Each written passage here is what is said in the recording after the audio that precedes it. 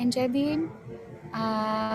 Thank you so much for joining us. I know we said we will launch this in February, but all of us have so many things going on. But we finally managed to launch it in March, and I'm really happy that Rahul has joined us for the launching of this seminar series.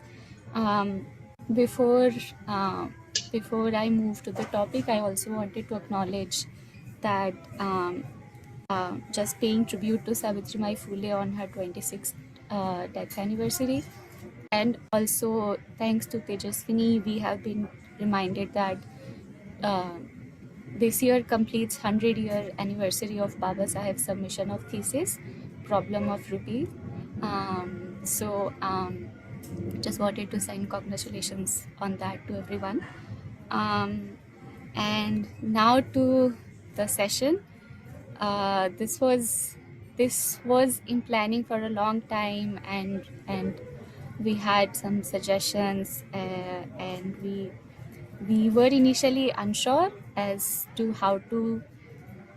I mean, we still have some questions arising of people asking us how is this topic Savarna session relevant for Baujan economists, and are we just um, are we just trying to come across as non-serious platform? But we thought about it a lot, and I think I just wanted to uh, talk from my perspective that um, the when we talk about policies, or when we talk about how social movement has contributed in making of a policy, then does it also not make sense for us to ask who are these activists, where are they coming from, with what intention these policies are being drafted? Or when we talk about rural economy, does it also not make sense to understand that in the rural economy, it's not the traditional market which operates, but it's also the power which is operating in these markets, and where is this power coming from, who holds this power? And that is why we wanted to shift this focus from talking about caste oppressed to talking about caste oppressor, and to understand the power that they hold and how that is actually impacting our economic and social life and political life. And I think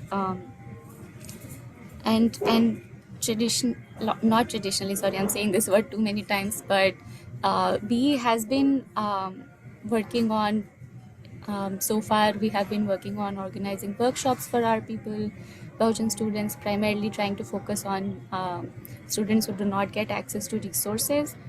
So we have parallelly going Stata training sessions, and we have organized Python session in previously. And there is a good news of a lot of our students getting admitted into PhD programs abroad, and I'm really happy to just give you a little glimpse, and I'll be waiting for them to announce it to you all.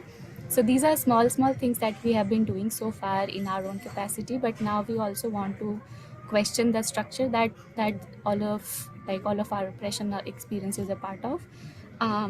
And for that, thank you so much, Rahul, for joining us today. Yeah.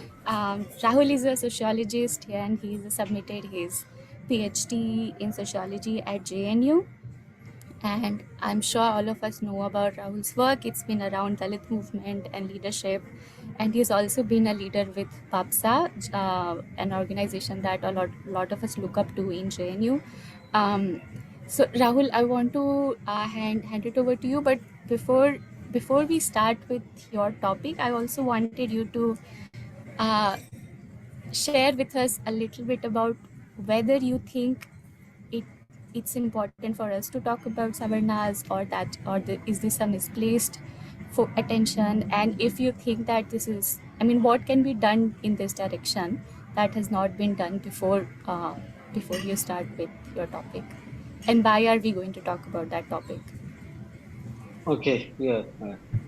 So first of all, thank you very much, Aditi, for this wonderful opportunity. I'm really glad. I think I'm going to be part of any public discussion after a really long time. So yes, thank you very much to you and also Ganesh who coordinated this entire thing. And precisely yes, uh, I don't know, like this has become quite obvious nowadays. Like these distinctions between what is serious and what is non-serious. So I believe mostly the academician who claim to be a serious people who do serious work, they often have this, let me see, use this word of my topic, contempt, for something which they think beyond their boundaries is something like, they contempt about it. So they disdain all these such forums. But moreover, uh, mm, their work, or what do they produce? We also know mostly the part of the academic industry, if I say so. So why this? If you ask me, like for me, why it is important to talk about Savarna, or let's make it more clear, Brahmin and other upper caste. Why it is important to talk about them? Uh, uh, because mm, intellectually, if you just uh, if if I'm someone, a beginner, a new person about Indian society, and if I want to know about how Indian society function, so yes, for many people, caste becomes very important. And when caste becomes very important, what actually, that the academic literature they find mostly the literature on Dalits, literature on marginalized communities. But there are very few studies, even anthropologically, there are very few studies which are which exclusively focus on, studying Brahmins or other upper caste. So in this sense, anyway, uh, and on the other hand, then now how people are knowing about Dalits, how, or about caste, they are knowing Dalits through the experiences of a caste, which mostly been documented or been written in Dalit English autobiographies, which are also quite, sometime, I believe it's a problematic way to present the caste, mostly just through the experiences, or making experiences all the time, or labeling it with, or saying it authentic experience. The experience are authentic, therefore they should be believed. This very idea, which I myself generally, don't agree completely, and therefore I believe that, and even for that matter, if one reads Ambedkar very closely, I believe that, he was someone who treated as a sociologist, as an anthropologist, and even as an economist. Ambedkar treated, or even he looked caste not simply through his experiences, but he tried to understand caste through very, what we can say in very positive sense, through, with very objective lens. And when he studied caste, he did not, he very clearly said, see, the caste is not about mere untouchability, or caste is not just about the untouchables. The caste is about those who created it and those who need it for their survival and for their monopoly. And therefore, he is emphasized, whether it's a, his annihilation of caste, or his, this, who were the untouchables, and even who were the Shudras for that matter. So he always keeps that how Brahmin, were the primary force, in the origin of caste and in the spread of the caste system.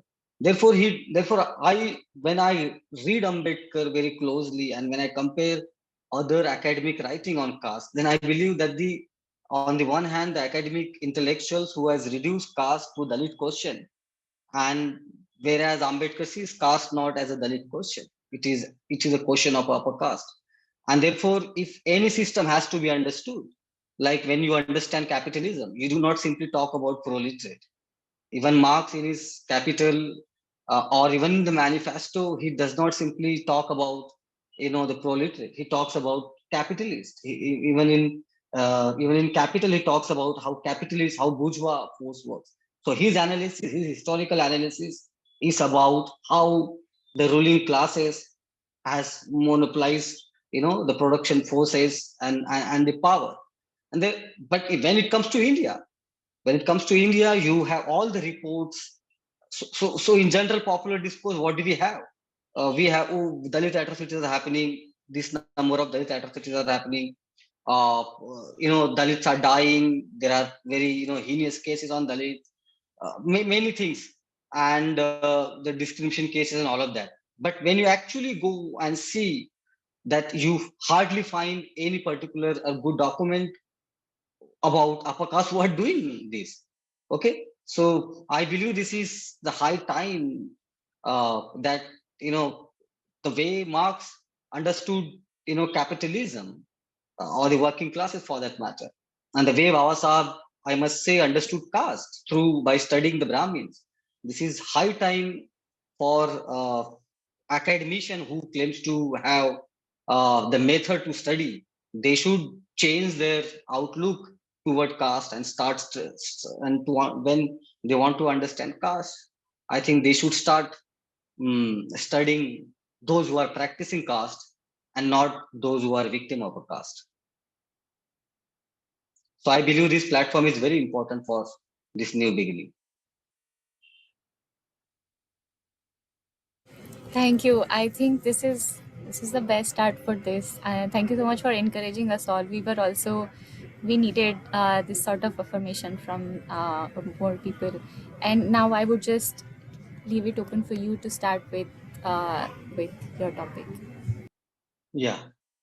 So yes, once again, thank you, Aditi, and the Baujan Economic Forum. Uh, yeah. So as like this topic which I'm going to talk, caste and contempt, the Savarna defense mechanism. Yes, this is something I must say I'm at its very early stage, and it would be naive to talk about this topic with a lot of confidence. But yes, I have certain arguments at very surface level. I may sound very naive, or I may not sound very confident enough to talk about this issue. But yes, there are, as we know in academics, people have a language, and when you read the article at the end, you understand that there is a lot of naivety. A lot of new people are then in the academic and the intellectual business. So I hope you will tolerate one more new person in this, business of ideas and all of that. So yes, so I'm going to read some of the points which I have made, and then we will go into discussion, as Aditi also, as Aditi told. So yes, there exists comparatively less elaboration on the concept of contempt than the other concepts which have alternatively been used to define the contempt, such as hatred, anger, disgust, and disdain, so on and so forth. At a times, contempt can resemble an emotion like, shame, which is a real response to something that strikes us as vile. In other respect, it more closely resembles an entirely dispassionate form of regard, or even numbness. So contempt for, even, in Western philosophy for that matter, or even in psychological literature, many times contempt generally been, it comes very close to the very idea of numbness. Okay, for instance, if the person, in Western philosophy, there is this word stoic. Okay, so they don't have any regard for death or a life. They don't bother about it, and therefore there is this contempt for even that desire of death and life. It doesn't matter to them. They, for instance, this very idea of sadhus that we have in, or the tapasvi, those who have this disdain for the desire in the life. They don't bother about death and the life. They just live. So this numbness towards, the feelings, or this numbness towards the life. So traditionally in the Western philosophy, contempt was not perceived as a part of passion. Okay, so therefore, since it is about numbness, it is about coldness, therefore, contempt traditionally by many philosophers was not considered as a part of a passion. The passion for power, the passion, hatred maybe can be called as a passion, as a part of a passion. So, but contempt was not regarded as a part of a passion. While philosophers who have recently taken an interest in contempt have preferred to categorize contempt as a moral attitude rather than an emotion per se. So now, and in this regard, Kant, he has not talked much about contempt, but in his moral philosophy, when he talks about contempt in very obscure manner, and he says that contempt is kind of negative attitude towards the universal morality. One should not have a contempt. So yes, recently many philosophers also taking from Kant and from other philosophers, they started developing some literature on contempt as a moral attitude. Psychologists, however, taking the opposite stand, have concluded that contempt belongs on the list of so-called basic emotion. So we know psychology as a in their idea of claiming psychology as a science. They perceive emotion as a basic, very fundamental part of human cognitive uh, uh, structure, and therefore emotion for many psychologists is a basic elementary. Sorry, contempt is also the part of basic emotion, elementary emotion. So to support their case, they even try to identify facial expression or for contempt. So we know in psychology there is this entire there are many studies which tells us how particular emotions has a particular physical outlook and all of that. So for contempt also they try to do that, some studies, but I must say they are not good enough to say that the contempt is a part of a basic emotion. In philosophy again, for instance, in modern philosophy, it was a Descartes of who basically uh, wrote some on contempt and tried to understand contempt. So Descartes, in his The Passion of Soul, reconceptualized contempt as a passion. So early philosopher did not consider contempt as a part of a passion, but Descartes did. And Descartes reconceptualized contempt as a passion that occupied a central place in his schema. To feel contempt, Descartes says, to feel contempt for something was to feel wonder at its smallness. As to respect something was to wonder at its grandeur. So, you know, uh, to feel contempt, basically to to see the object in very, or reduce the object in very small quantity, or in very what we can say, like uh, or even to see some, or when we appreciate something as a huge. Similarly, the contempt work in the opposite. When we contempt about some object or some person, we reduce them in very small quantity, or we reduce their existence in very small way. So Descartes explained contempt in this way. uh, and then he says, Descartes, he preferred means of regulating contempt was through the cultivation of a legitimate form of self-esteem. So for Descartes, contempt, you know, becomes a part of a self-esteem. And many philosophers later and again, psychologists also took from Descartes, and they also concluded that how contempt works as a part of a self-esteem. So Descartes says that how it operates through the as a legitimate form of self-esteem. In this, something so this is very important. What Descartes is saying is very important to understand the origin and the social use of contempt among Brahmin-Savarna, which I will try to elaborate in next section.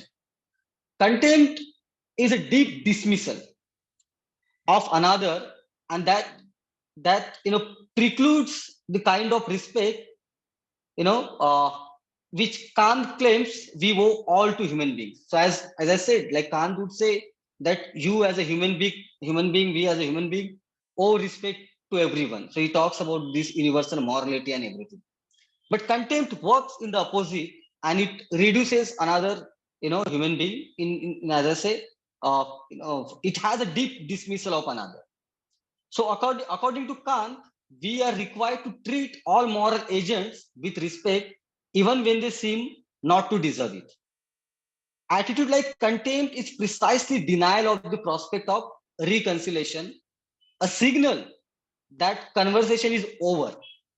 So this invisibility, which I'm going to talk a little bit, and one can see this very idea of invisibility exists in the caste system, especially when it comes to the relation of the Brahmins and the Dalits, or what we or the erstwhile untouchable. you know this very structure of a village, where do they stay, on what time they should walk on the village street, or why they should not walk on the village street, rather they should have another street in the village.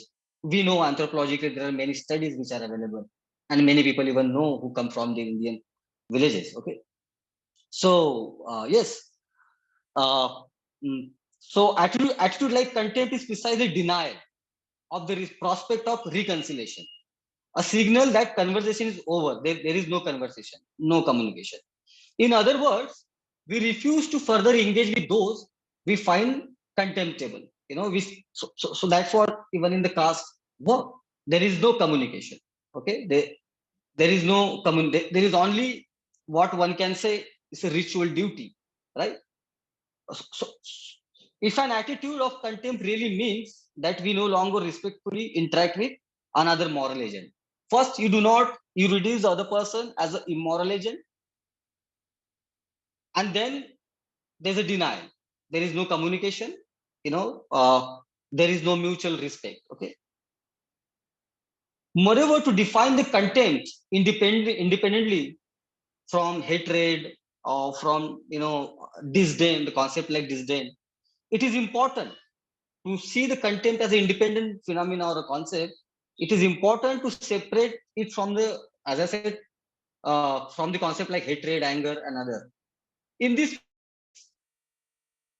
context, Arthur Schopenhauer, in his Counsels and Maxim, he basically gives this answer that why one should see the contempt differently from the hatred. So he says, true genuine contempt, which is the obverse of true, genuine pride stays hidden away in the secret and lets no one suspects its existence. For if you let a person you despise notice the fact, you thereby reveal a certain respect for him, inasmuch as you want him to know how low you rate him, which betrays not contempt but hatred, which excludes contempt and only affects it.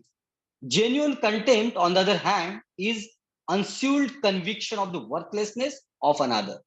So he is very clear. Schopenhauer establishes how hatred and contempt are not synonymous.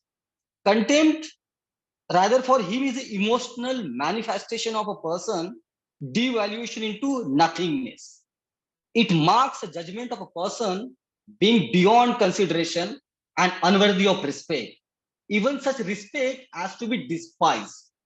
So, for instance, if I say I hate you, or if I say I hate particular community, in this hatred, there can be respect some or other time, right? It happens. You can hate particular person now, tomorrow you may not hate that person. There is certain communication, there is certain acknowledgement of that particular community or person. But in contempt, this doesn't exist. Even the very idea of this respect is has to be despised when you have a contempt. Okay. So taking from Schopenhauer, as I mentioned above, some psychologists may see contempt as an elementary or innate emotion.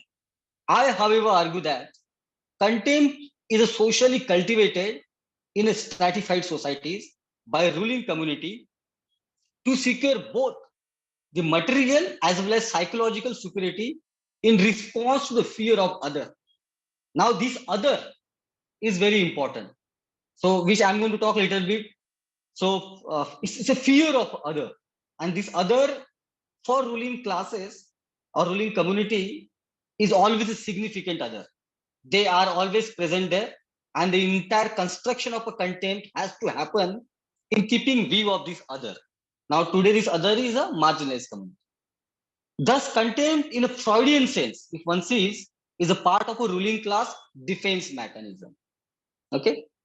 And in this context, the Brahmin-Savarna contempt plays major role as a part of defense mechanism.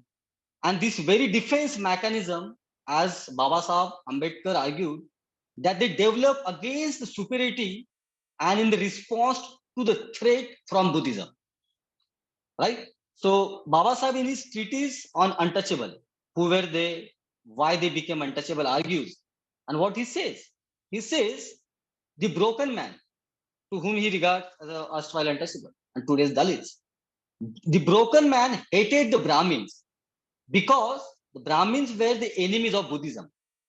And the Brahmin imposed untouchability upon the broken man because they would not leave Buddhism. On this reasoning, it is possible to conclude that one of the roots of untouchability lies in the hatred and the contempt which the Brahmin created against those who were Buddhist. Can the hatred between Buddhism and Brahmanism be taken to be the sole cause why broken man became untouchable? Obviously, it cannot be. The hatred and the contempt preached by the Brahmins was directed against the Buddhists in general and not against the broken man in particular. Since untouchability stuck to broken man only, it is obvious that there was some additional circumstances which has played its part in fastening untouchability upon the broken man. Now, as I said, he in this his work where he compares that and he says that across the societies in West or even in West East, the broken the idea of broken man has always been there anthropologically. He cites many anthropologists of his time who were quite, their work was quite recognized. He cites them and he says that across the world we see something called a broken man. But what happened to what happened here, that the broken man became untouchable, and why this untouchability with the other broken community did not take birth with other community in the West or some other places, why it happened only here. So he says these broken man were earlier Buddhist, the follower of Buddhism. And when and in his revolution and counter revolution and at some other writings also, he says that when you look at the Indian history, he says that the today's lower caste and particularly the untouchables were earlier Buddhist. And after especially the emergence of Pushpamitra Sunga, this there was this contempt for the Buddhists. And since they were Buddhist, untouchables were Buddhist, the contempt played very important role. And he gives the answer that why untouchability took birth in India and why it did not take birth in some other places, where we also see the very idea or communities like they were broken communities, right? So this is something very interesting which Ambedkar argues again and again in his writing, which has become a silent feature in academic writing when we talk about Ambedkar or caste for that matter. So Baba Sahib further argues that since Buddhism was a value system overshadowed, it was such a powerful system which overshadowed the Brahminism, uh, and therefore Brahmins, to regain their supremacy and to counter Buddhism, started practicing extreme values such as complete vegetarianism. So he gives a lot of references from Rig Vedas and from other Shastric literature, and he says that how the Brahmins were beef eaters, how they would you know used to love meat and other things, and suddenly they started practicing vegetarianism. Is basically, he says it was a response against Buddhism, and he cites from Ashoka's time and from many other literature. He says that in Buddhist time, in Buddha for that matter, and during even Ashoka time, Ashoka did not say which meat one should eat, which meat one should not eat.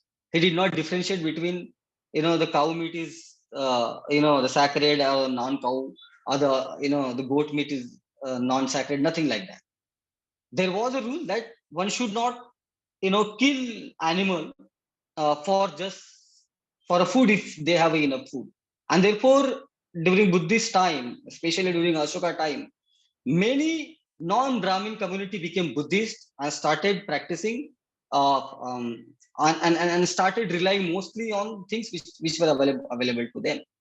Now, then he answered that why, and then he says, just to counter Buddhism as a value system, they started practicing because Brahmin, as I always says, and this is my observation, whether it's a polite Brahmin or aggressive, North Indian Brahmin, you always see that the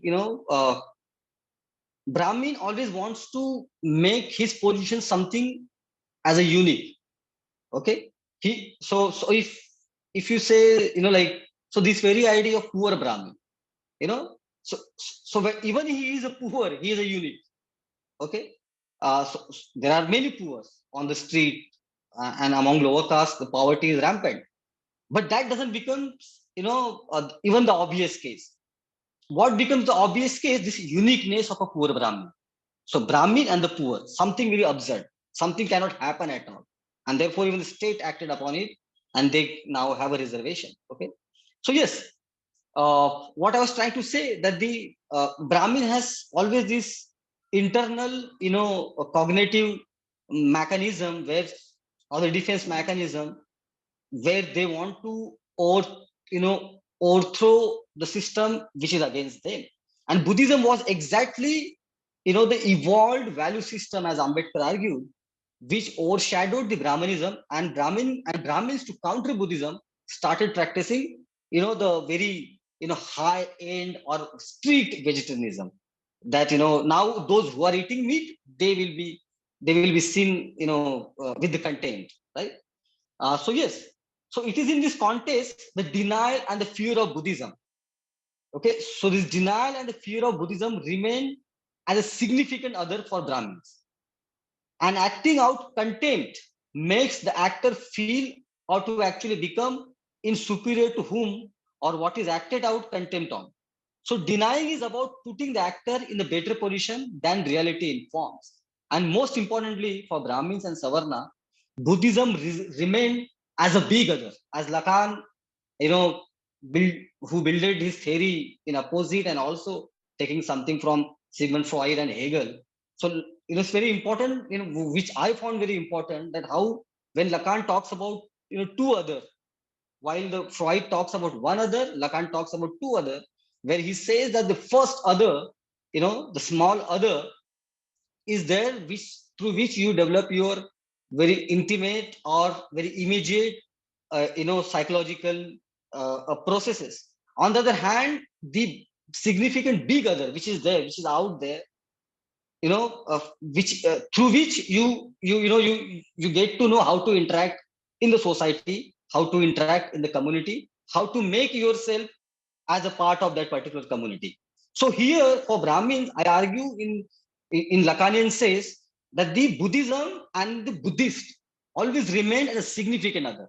So the people now in the present time, where this with the Srinivas theory of Sanskritization, where he talks about imitation, which Ambedkar already wrote and spoke many times in his writings and his speeches about this idea of imitation, which Srinivas never acknowledged, but that's another debate altogether.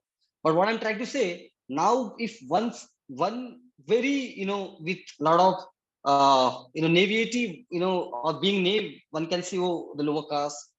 For lower caste is upper caste who are, significant other. You want to imitate them, but in really essence, if you see the the many everyday practices of the Brahmins, like, you observe this process of genuine, or you read Manusmurti, how at micro level Manusmurti talks about the everyday interaction, how one should even do, how one should even do, you know, uh, how one should eat, how one should, go to toilet, like, how one should have a sex with whom at what time, everything. So it's very minute observation, and this most of these values or these rules, as Ambedkar argued, came in the response against Buddhism. Okay, and therefore there is this Buddhists who were earlier lower caste and mostly untouchables, and the Buddhism for that matter always remain, I argue, as a significant other for the Brahmins. And when and this significant other always carries denial. The denial is very important here. Okay, so denying is about putting the actor in a better position that reality informs. So you see that, and very precisely Ambedkar, when he talks about how Buddhism, how the Brahmin developed this concept of contempt for Buddhism, he gives a lot of references, lot of narrations from different sources. Moreover, if one see closely Brahmins and their everyday practices, as I said, evolved in the response to contempt for Buddhists. And as any sociologist, and for that matter, even social psychologist, would argue, these everyday practices of Brahmins direct and shape the cognitive process of particular community and the individual in that community. So I'm saying that the contempt now has become the part of cognitive process of a Brahmin. And when there are some studies which even talks how in the childhood, the caste or what not to do. Brahmin has been taught what not to do and what to do. Okay, so this entire process becomes a part of their cognitive behavior or the part of a cognitive processes. And therefore, you see even the children, upper caste Brahmin children, they even know how to practice the caste. Okay, they know. They may not know the consequences. They may not know what is the end meaning of this particular act, but they have to practice it as the parents told them. So there are some studies which are already which are there, which talks about how upper caste even children, do not touch or practice, like, or how do they practice the caste.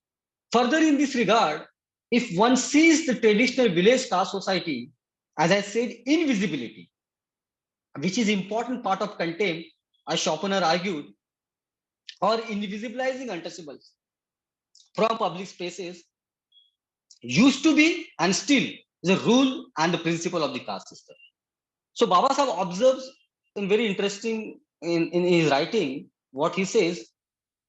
In this connection, the Brahmin has a very elaborate set of rules in the matter of food and water.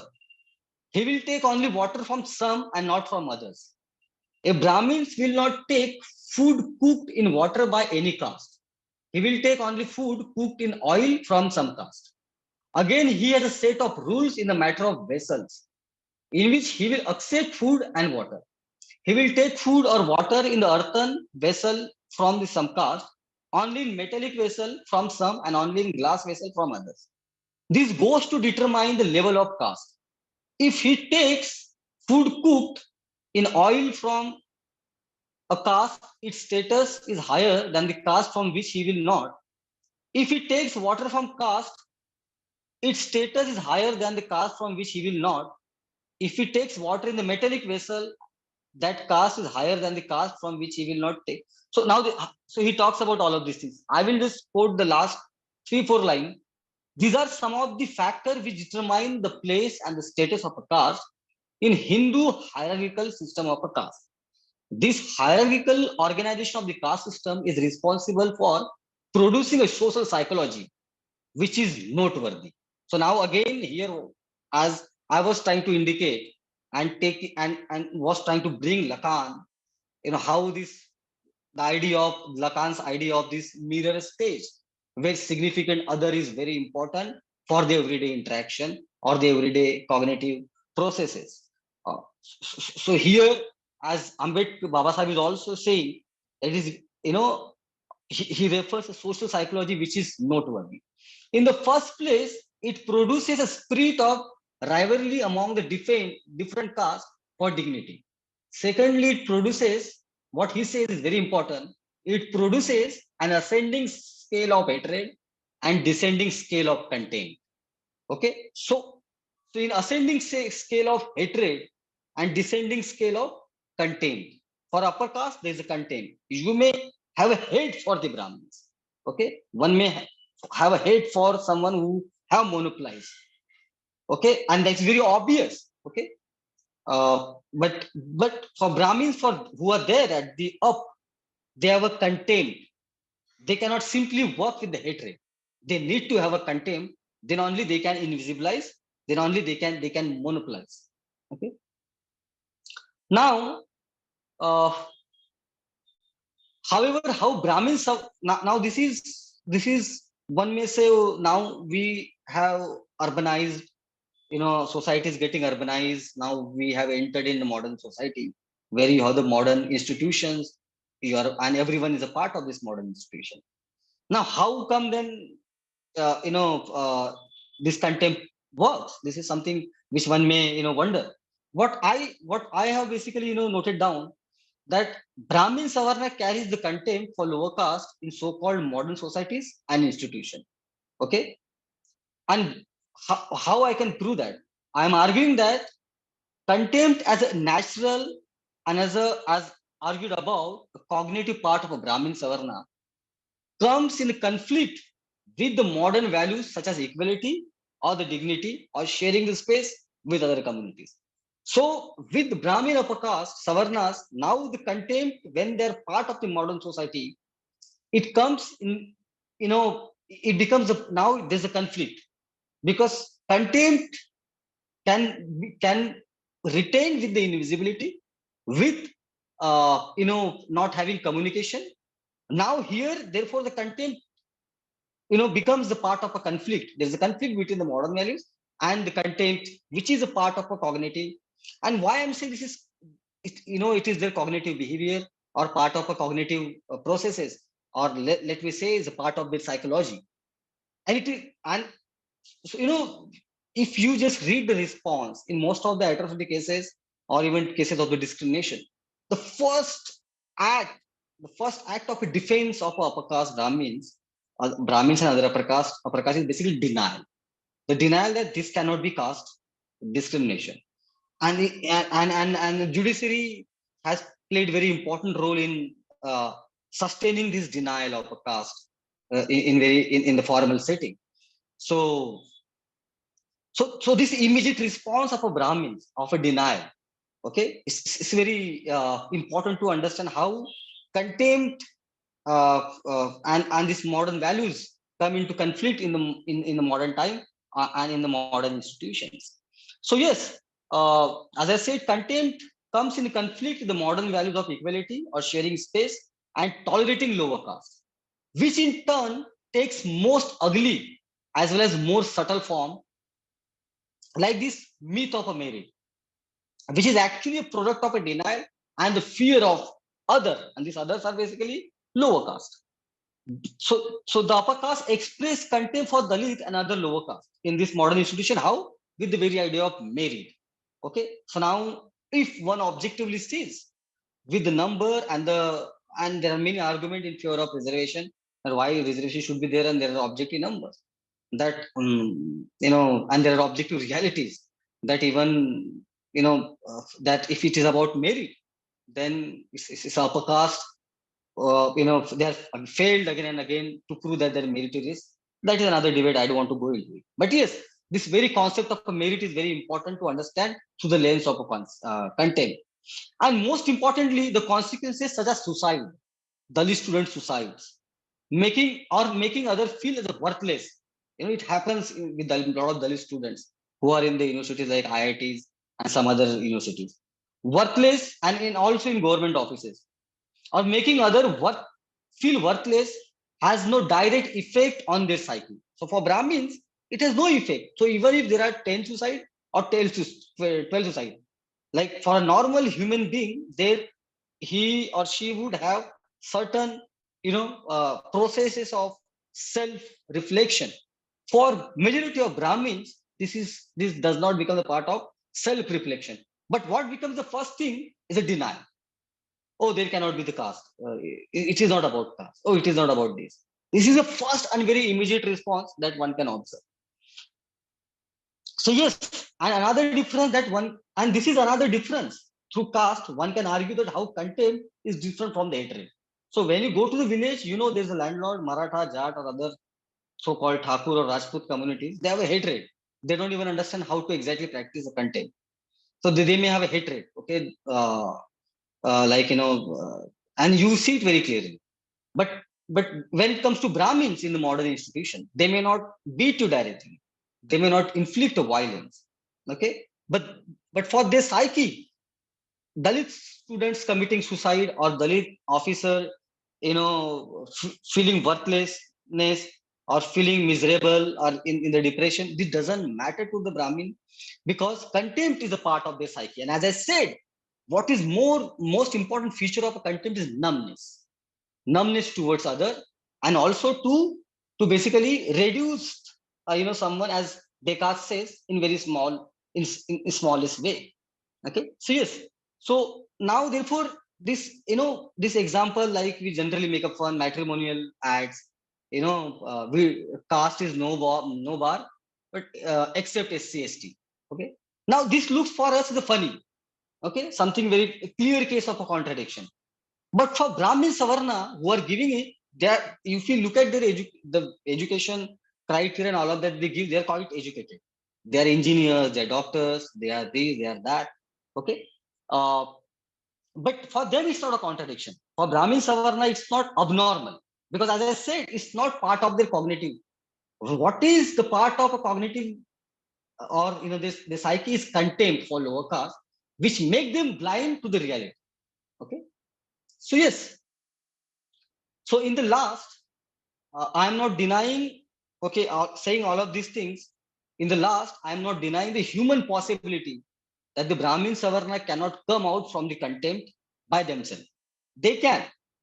But to do that, the self consciousness of a contempt for other is important, which might lead to a self contempt. Now, this being very conscious about a contempt might lead one towards a self contempt. So then instead of self-contempt, the guilt plays important role in keeping normal functioning because self-contempt is hazardous. It can lead you towards, taking your life or becoming something it can lead you towards to go beyond what is normative. Okay. Which may have direct consequences where you might lose your wealth or even you might take your life, as Nietzsche would argue. Okay, so therefore, and now again you see like this conflict between Gandhi, and Ambedkar, when Gandhi took caste as a very serious issue and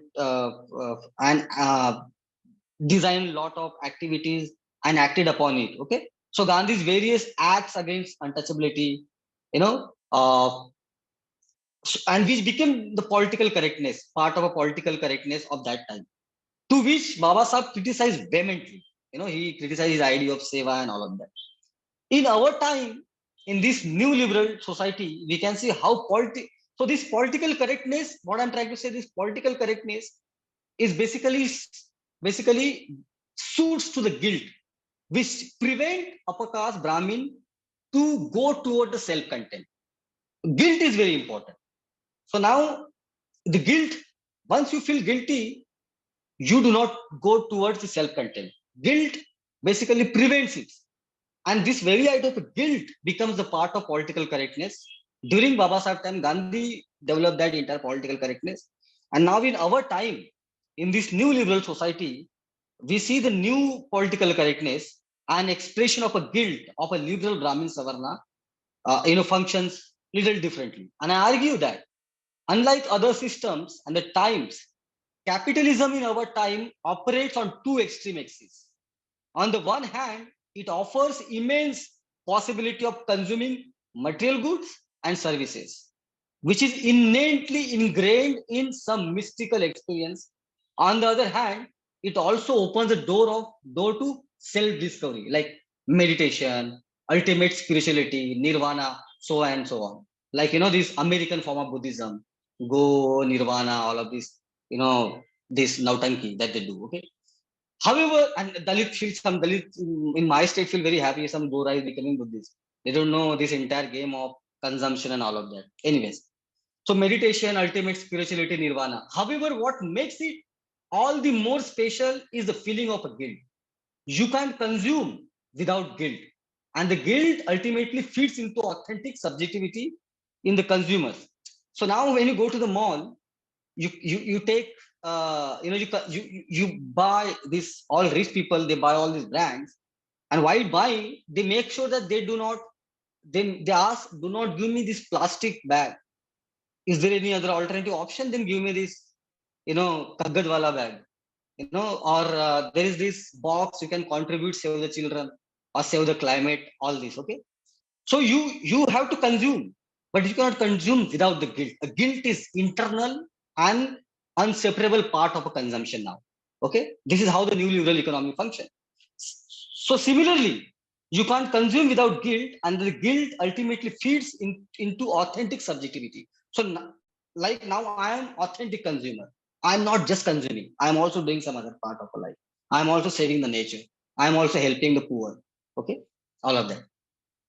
The absence of a guilt in the consumption can lead a person to self-contempt, which is one of the strongest negative emotion to live, as Nietzsche argues, and which might compel one to look beyond the existing normativity. Isn't political correctness is the same? Who consume it? Who consume this political correctness? Decide, very important, who needs it. The ruling class needs it more than anyone. The liberal needs it to carry out the smooth daily functioning of their socio-psychological cycle. And to satisfy the guilt, you need the authentic other subject, the true victim. Political correctness not only creates the authentic subject, but it also opens up transcendental, transnational, this, you can, transcend yourself. So this transnational spiritual space for the members of ruling class with its new language and the terminologies. Like, there is this in political correctness, this lot of word is complicit, intersectional operation. All of these terms have become quite, common in the literature. I argue that the Dalits are the new authentic subject in global political correctness. And mostly it happened through these English Dalit autobiographies. If one locates, if whoever we working on Dalit literature and the history of Dalit literature, one can see the shift in the post 90s. So this post 90s English Dalit literature and Dalit criticism of upper caste in liberal public forums create an authentic experience of guilt, which is very crucial for the liberal upper caste to consume political correctness. And as I mentioned above, it helps them to avoid self-contempt. So here, political correctness works as a commodity. You have to consume it. And to consume this political correctness, guilt is very important. And to have a guilt, you need to have an authentic victim. And Dalits are, in this time, are the authentic victim. So you say, oh, pass the mic. All this debate, nonsensical debate, pass the mic. I'm saying don't pass the mic. Ambedkar treated caste not simply as a behavioral problem, but he used the word monopoly. The Brahmins has a particular behavior, or restrict themselves to have a particular behavior so that they can have a monopoly. He treated caste as a war. He located history and says that the Buddhism and the Brahmanism, it's kind of a war. And he was very objective in his writing, in his understand, and also acting on the caste. Therefore, I say this political correctness. Okay, oh, there are four people, but not on. There is no Dalit. Have one Dalit. Oh, have one black. Oh, have one this. Have one that. At the end, it doesn't result in anything. It just result in the benefits of a few individuals, which already has become the part of criticism in US also among many black activists and intellectuals who works at the ground. They see this new political correctness, this very idea of, oh, intersectionality, you're also oppressed, I am also oppressed, let's come together, have sisterhood, brotherhood, all this nonsense. Okay, it has no relevance at the ground. In the real life, the boundaries are completely set. The material boundaries, the social and the cultural boundaries are clearly set, and they operate, to maintain and to have the monopoly. So that's it. We can now open the forum. Thank you very much.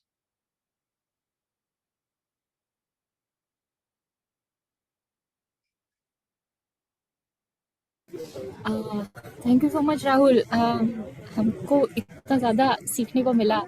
Thank you so much. This was really nice. I think I filled like a couple of pages um, taking notes. I have some questions, but I wanted others to intervene if they have Yeah. some questions or some points of discussion. For if you want to ask question, maybe you can request to unmute or you can raise hand, I think, and then we will unmute you. Um, They could also post it in the chat if oh, right. Yeah, you can also post it in the chat. Fiza has a question. Fiza, go ahead. Yes, I have a few questions, but first, can you please clarify why contempt is different from hate? Okay. So as I said, for instance, hatred also has acknowledgement, right? Like for instance, if you hate something, some object or some community or even individual, uh, you acknowledge that person, right? There is not a numbness in you. There is certain very strong feeling against that object, person or the community, right? But in contempt, once something becomes or takes complete form of a contempt, what do you have is a numbness. So now, when in Mumbai, when these people, this middle class, English speaking middle class, or the rich people, when the flight comes, okay, there is this slum, but it never becomes a part of a discussion. It's not that they are not aware about it, but but to have, but there is this numbness. Okay, so there is this obscure awareness. This, I'm saying, it's a deliberation to make something very obscure, then only, and now, and have a numbness. Okay, and then only you can go to that flight, consume in that flight whatever, and also celebrate and run in the marathon in Mumbai. Okay, with that nonsensical mashal and all that. Okay, we are all Mumbai, and okay, that thing. So that numbness is very important. In hatred, they may say we don't hate poor. Oh, we don't, we like, I'm someone who follows this Bollywood news. So I was listening this Saif Ali Khan's, interview where he talking about, oh, how he cares about his health, the maid and the poor people in Mumbai, all that nonsense. Okay.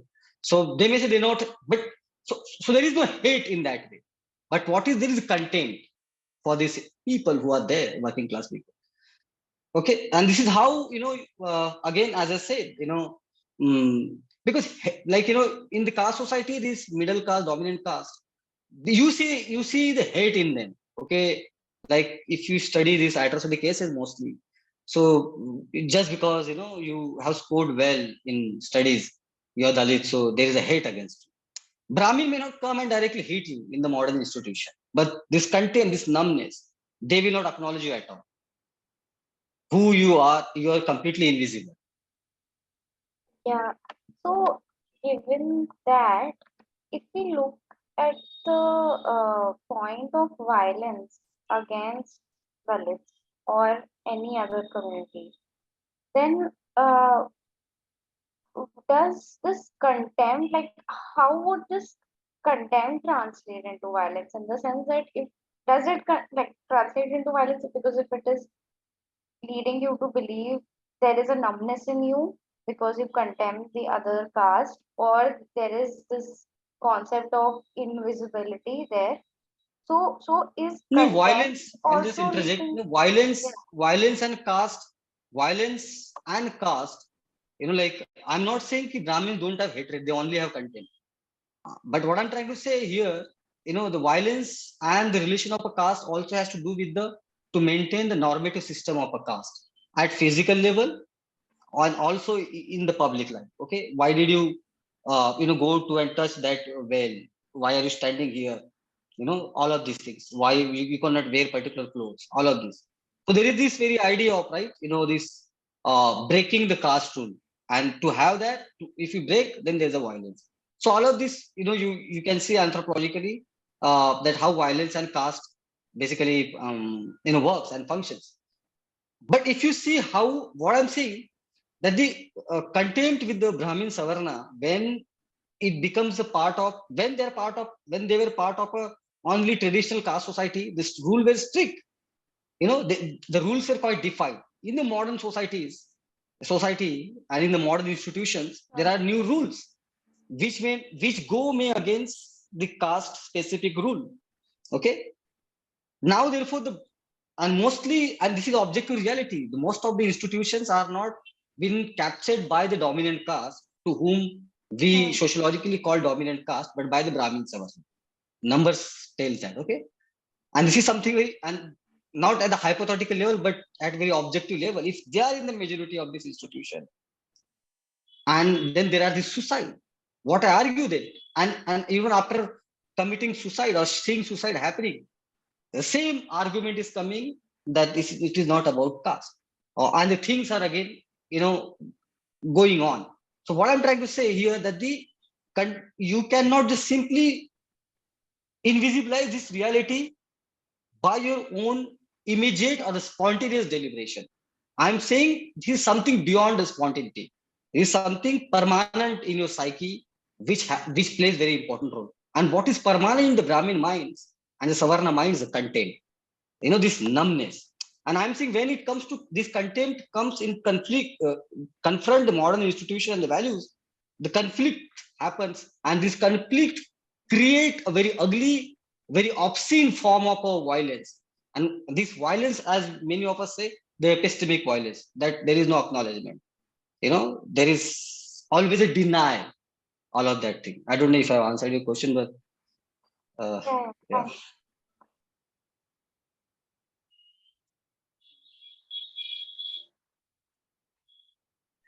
So there So are a there are lot of other questions. yes. So there are a Yeah. lot of questions in the chat. So first, like a lot of people are asking, what authors or books they can read to understand contempt. Yeah, so Arthur Schopenhauer's, book is there. As I said, this, I've referred some books name also. I can actually send a list of a book you know, to someone and they can refer. But you can read, Descartes, The Passion of the Soul, where he talks about contempt. And as I said, Arthur Schopenhauer, he is the Consuls and Maxims. Nietzsche's, Nischay is this. I'm not able to pronounce this. Zoro. How do you pronounce this? Zoroastra. I don't know how one pronounce this. But yes, Nischay's work and caste and content. Obviously, Ambedkar's work on this. Who were the untouchables? Where he talks about broken tribe, broken men, all of that. And although Kant doesn't talk directly about content, but in his this universal morality and all this concept, he comes very close to talk about content. So yes, I have referred some of these books. So Nischay is Zaras Sutras. I'm not able to pronounce it. One can find. Um, Yeah. if it's okay, you can also share the names with us, and then we can post it in case people Yeah, want to yeah, yeah, refer yeah. to These it. all this material are available online. And I know there are a lot of questions. I have to rush, so I wanted to ask this question.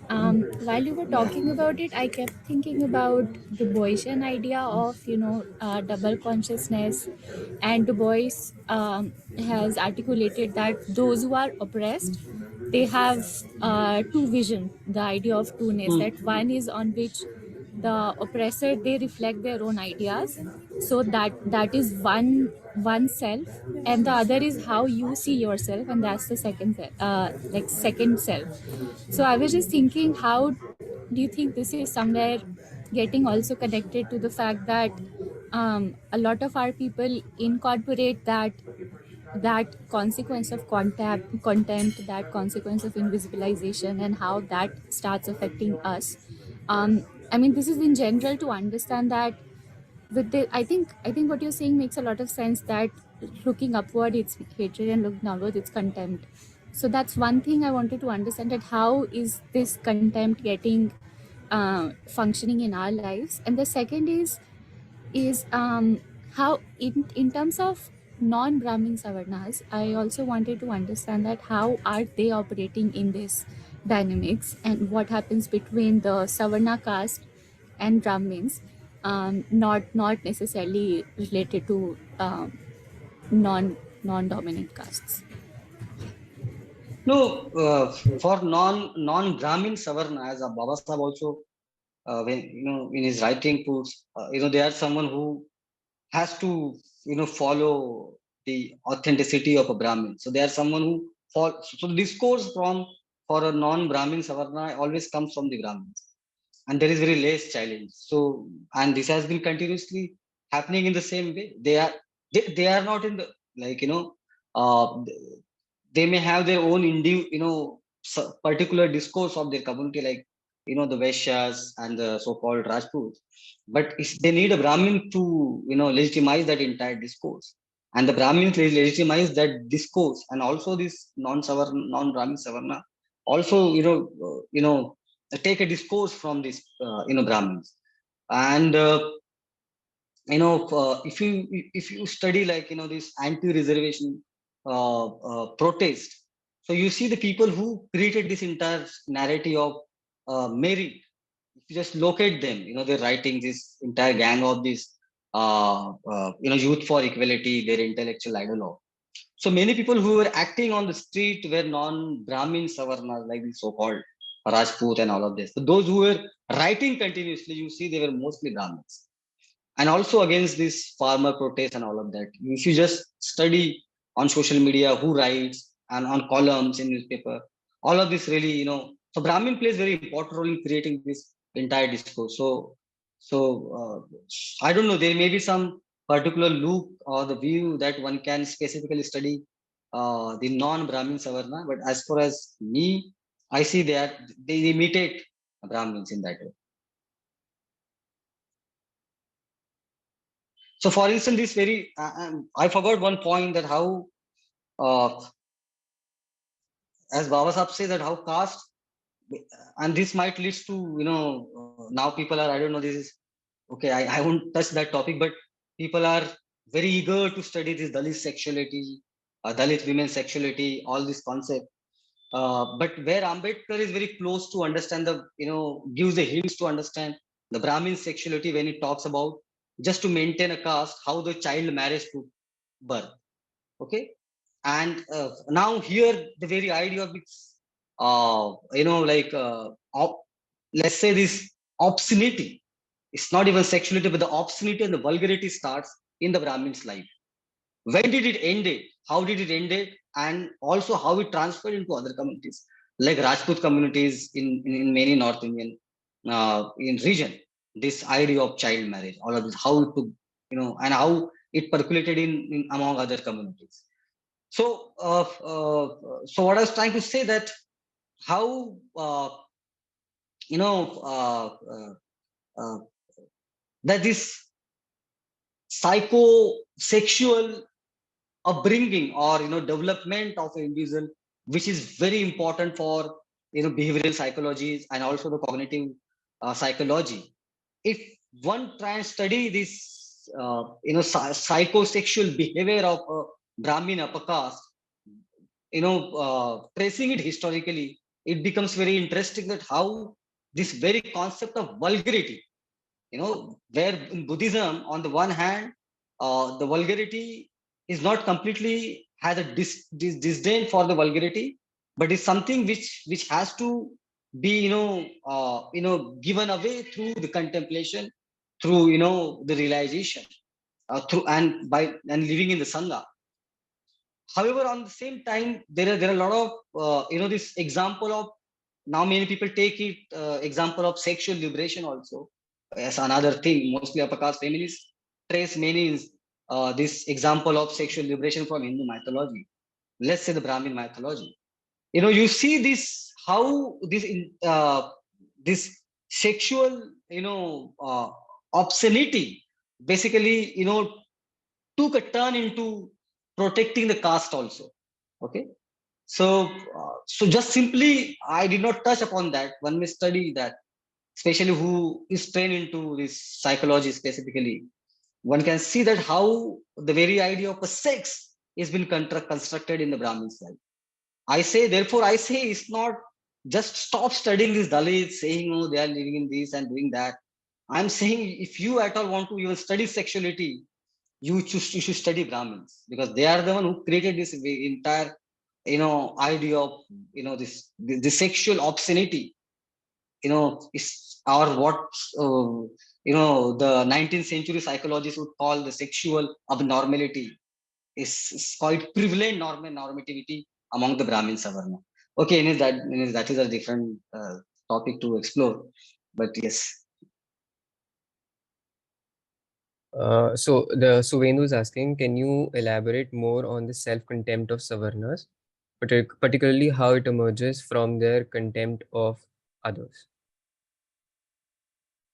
No, I'm saying, they basically, somehow prevent themselves to go towards self-contempt. I'm saying self-contempt as a phenomena, as Nietzsche would argue, if you have a self-contempt, or this is something very conscious process, as Nietzsche would say, you then just disdain for this normativity or existing normativity, which Nietzsche would say this, the victim, slave morality, and you would go towards becoming very, powerful person. The entire concept of this Uber or the superhuman being and all of the concept comes into play. So but to have the self-contempt is very difficult. Okay, as I said, it would break the normativity. Now for the Brahmin, what is the normativity? What is the normal world for him? For a Brahmin, the normal world is basically to the monopolization of resources, or the monopolization on the resources, education, and at the psychological level, to feel nothing what's happening around you. Okay, you have to break that norm. No. So now, just to prevent that, self-contempt, which can be disastrous, which can take you even, to have feeling of a nothingness for yourself. Okay, uh, so therefore, to prevent that, what you have is a guilt. And as I said, so when this Brahmin-Savarna, this mostly so-called liberal, who are part of this, who basically espouse or talk through the political correctness. Okay, you can see many of interviews of Dalit interacting with this Brahmin-Savarna progressive. They take, oh, my friend, he did the intercaste marriage, then this happened, they have fun and all of that. Oh, you please, diversity and all this nonsense, which actually does not take us anywhere, which actually does not have any, concrete result at the ground. Okay, but what it is basically, like, as I said, if I'm a consumerist, I cannot simply consume. To consume, I need to have a guilt. Okay, I need to, I cannot simply just, consume and consume and consume. It will lead me towards, self-contempt. So to prevent myself, I need to have a guilt. And I therefore I says, it's not I don't know any case of a self-contempt. I have not studied it, the case of self-contempt or upper caste, but I have seen, and I can argue through the other literature and also through my observation, that the guilt is there. And this political correctness, what the center of the political correctness is guilt of a master, where, I say that the uh, and now this master is, for master guilt, it's very important to have the authentic victim subject. And Dalits in this new political correctness, I'm saying, are the authentic subject, especially, you know uh, what happens, through this western centric uh, political correctness, which is also the part of the Indian civil society kind of political correctness. This guilt is very important. And for guilt, the authentic subject is very important. So therefore, oh, I have read this autobiography. Now now, I can sleep well. I have done my work. Oh, I have basically stood in their protest. Now I have done my work. I recognize that I have a privilege. You should speak. I should stop myself. All this is nonsense. Oh, now I should pass the mic. You should speak. I should stop. Oh, I should listen. You should speak. All this is all nonsense. This does not help anything. This does not help anyone. This just helps them to basically have the guilt and then feel good. Okay, now I'm feeling good. I did not speak. I let the speak Dalit. I listened. This was my duty. I completed it. So therefore, I'm saying political correctness works as a commodity. Anyway, yeah. There's a question on myth of merit if you want to answer it. Do you want? I know you mentioned that you do not want to talk about like in detail No, about no. them. I mean, Okay. yeah, because there are already many people who have spoken about it. There are good literature on the very means number itself. If you just simply see, there are instances and the numbers that Okay. now, if IIT talks about the merit, then you see most of the IITians, they are the cheap labor for the US economy and the other. people where they do coding and all of this thing. Okay, like we IITians have not invented anything as such. Okay, so if it is about merit, then they should have invented something. But we know there are many numbers that how even the Indian politicians, the big rich people, they do not rely. Even this Mishra and Shukla doctor who has a big name, they rather prefer to go to abroad for the treatment, all of that. So there are many, and as I said, there are many cases where Dalits, given some facilities and good environment, they basically, they do exceptionally well in the so-called this exam, which has been understood as an exam of to prove your merit, like UPSC or AIEEE and all of these things. Dalits are topped whenever they got the chance, and even they have not got good privilege. Still, many of them have topped and did the well. So I guess this about this myth of a merit, we can talk a lot, but they need this myth of a merit because and I'm basically what I'm saying, this myth of a merit, this concept basically became the part of a modern institution, not simply because of the hatred. Okay, this became also the part, this also the result of a conflict, that the conflict between the contempt and the modern values. The modern, and as I said, for contempt, the denial, the non-recognition, the numbness, coldness is very important. And this myth, this merit of myth basically played very important role for a Brahmin-Savarna to basically keep the contempt protected, and also have a contempt, okay, for a lower caste. So where on the one hand you see the suicide of the student, the first response is, as I say, there is no caste. There is no. The first answer is this. So rather, in any civilized society, there is a contemplation. There is some thinking why this is happening. But most of the institutions, the people who control this institution, either in the judiciary, if you even see many atrocity cases in the judiciary, the judges have, basically given the judgment in most of the heinous atrocity cases that it was not about caste, it was about personal feud. Similarly, in many institutions like IIT, IIMs, and other people, the immediate response is there is denial, there is no caste. I'm saying this is not simply, just saying, okay, that they are discriminating. No, I'm saying the contempt is a part of their cognitive. And in the modern institution, when it comes to into conflict with the modern values, they create this myth. For instance, the myth of a merit. That's what actually I was trying to say. There's another question. You mentioned that it is often hatred that exists within the middle class, I guess. However, I wanted to ask you whether you feel that this may have turned into contempt in the urban regions. No, I'm separating hatred and the contempt. For instance, I may have a hatred for my neighbor who bought a TV, and I don't have a TV. I can hate him for that. Okay, I can hate my even brother for that matter. Whatever. Like, we can have this feeling, and this feeling, hatred, also has to have the active acknowledgement. You know, the hate you can only have when there is the recognition of the other. Okay, uh, when something is a part of a contempt, when something is a contempt, what first thing is important, plays the important role is basically the non-recognition, the denial, the numbness. I'm saying, so the middle caste, like dominant caste, to prove that I'm Kshatriya, what is more important is basically I need to inflict violence on who are lower than me. Therefore, there's a constant, proving through violence. Okay, I am Kshatriya because I can inflict the violence. So to prove that I am Kshatriya, how do I prove myself Kshatriya? I cannot just simply go on the street. I know the consequences of it. So what do I do then? I am supposed to practice violence, in everyday life, not maybe the physical violence all the time, but other form of violence to prove that I'm Kshatriya. Because Kshatriya cannot be proved without having, without inflicting the violence.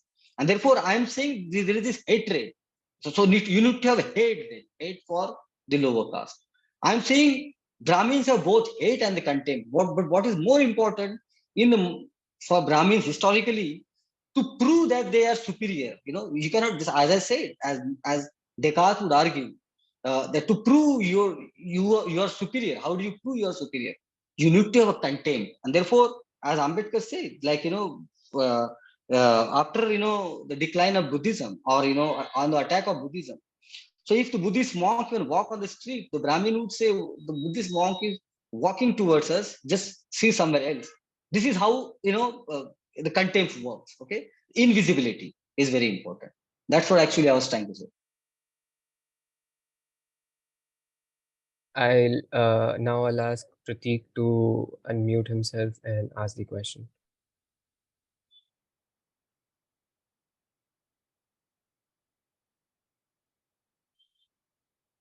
We cannot hear you. Now. Now I can. Thank you, Yeah, V, for Pratik. starting this very important conversation and having Rahul Bhai set the tone for this very important, brilliant arguments. So I have a couple of questions. Like first is like I want to ask you how, like, I see a risk in what about the Brahminical academic discourse can relegate the your very articulate like brilliant articulations to the realm of behavioral problems, that it is just an attitudinal thing among the Brahmins. So I want to understand how do you prevent that? How do you make it more that it is not only behavioral issue, it's a structural issue? All these ideas, all these sentiment of contempt in the Brahminical regime that translates and manifests into structural, creating the structure and driving the regime, driving the power. And so, like one example I could think of, like if we heuristically divide this, as you have hinted, it's not absolute. Uh, you know, contempt and hatred is not absolute, but let's say the Western society operates in a more hatred is the primary sentiment, and here it is a contempt. So there you had something like a Holocaust, and so anti-Semitism is like manifested, like hatred is manifested in that there's a complete genocide of the Jews. Yeah. Unlike that, here we have we have everyday genocide, right? Yeah. There are massacres, there are atrocities, but so is can we think on these lines as like Yeah. structural Absolutely. manifestation of Absolutely. these yeah. Absolutely. Absolutely. And see, I understand, and this very question came in my mind also. But you see, like what I'm trying to say, my intention, maybe let me be very clear. My intention is to say that the contempt cannot be simply understood at the level of an emotion, like many psychologists would do. What I'm trying to say here, and I'm saying that the contempt may or may not be the elementary form of emotion. At many psychologists would argue that the emotion there are many emotions which are elementary kind of emotion. Okay, like love, care. You may even find among animals and also among human beings, and this is how many behavioralists or psychologists would explain. What I'm trying to say that the contempt is a social construction. My argument is the contempt is a social construction to basically have a monopoly on the resources and also to psychologically feel superior against someone, especially the significant other who is who is well cultivated and well established. So for that matter, and therefore I'm saying it's not simply behavioral. I'm saying it is behavioral as well as more. It is a social for a Brahmin because I'm saying that the Brahmin cannot you cannot separate the Brahmin-Savarna and the contempt.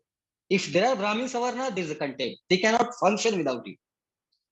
Although at the same time, I'm not saying there is no possibility that they cannot go beyond the contempt. But I'm saying even this very realization of a contempt that they live with basically may lead them towards the self-contempt which is difficult to have, right? Because self-contempt leads towards also self-destruction, and also may lead towards the destruction of other. But first, it may lead toward the self-destruction, and therefore, those Brahmin who have some kind of consciousness, they have a guilt, not a self-contempt. So what I'm trying to say, self-contempt is basically more than psychological, more than behavioral. In its origin, is a social phenomenon. And I'm seeing Brahmins, I would argue that the Brahmin first time developed the contempt for others. Historically, one can trace, as I said, through in opposition to the Buddhism, and more than anything, the fear of a Buddhist, who were, as Ambedkar argues, that the earlier, the today's lower caste, the earlier Buddhists.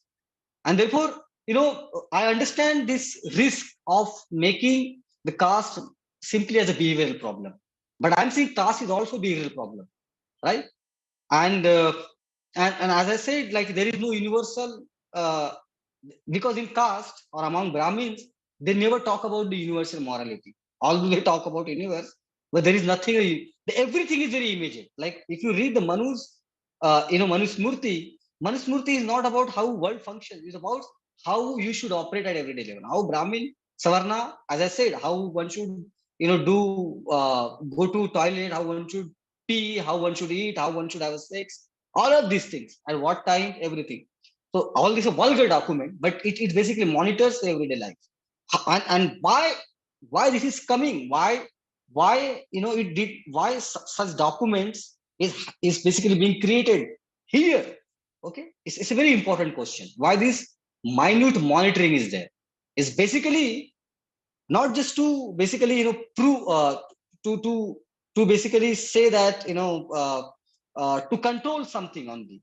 Control is very important, but at the same, but to see, like now one can say, like in Germany, if there is this, all the time there is this idea that whenever you talk about a Jew massacre and all of that, the German, you know at least at a big level, they feel bad about it. Okay? They kind of collectively take a blame on it, on themselves. Those people who, like some emerging or the emerged already, Dalit scholar wrote about this repression and shit, about Dalit should ask about for repression. I'm saying they don't understand how it functions. Brahmins do not have the idea. There is no, because contempt is so strong. I'm saying it has become the part of their cognitive functioning. You cannot separate Brahmin and the contempt. The only thing which Ambedkar said, annihilation of a caste. One should not take otherwise, annihilation of a caste. Yeah.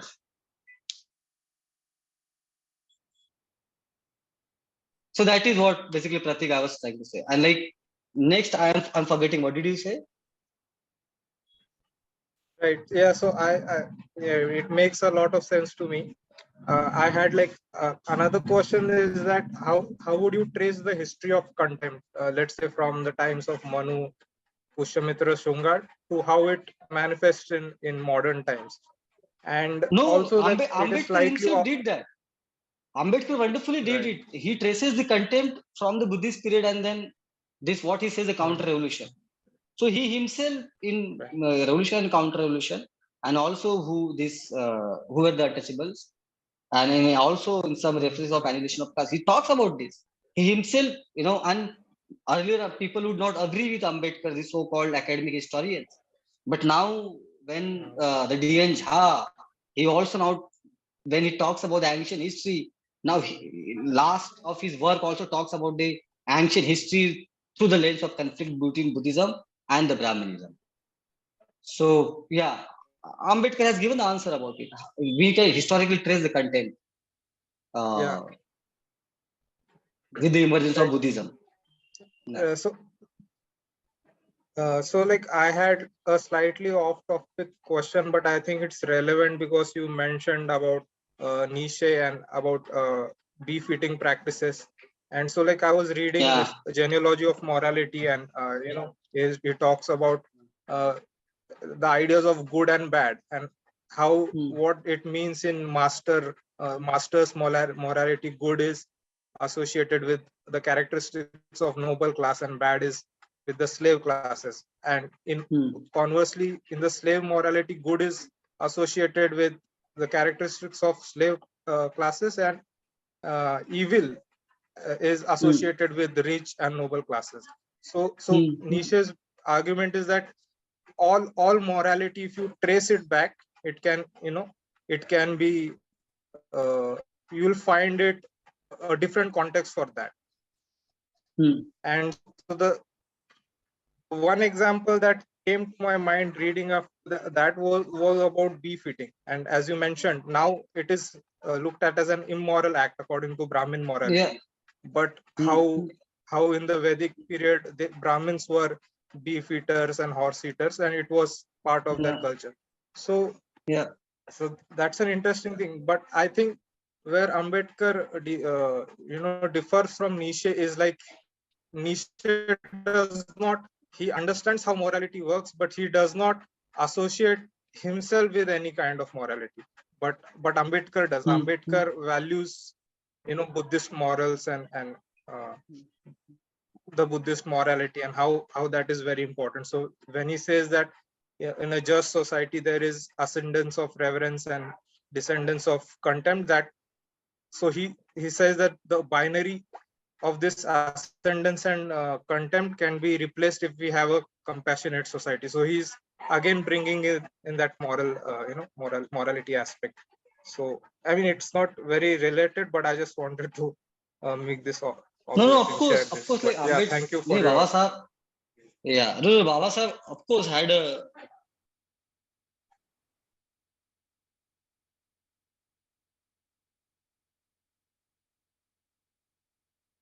Rahul, we lost your audio.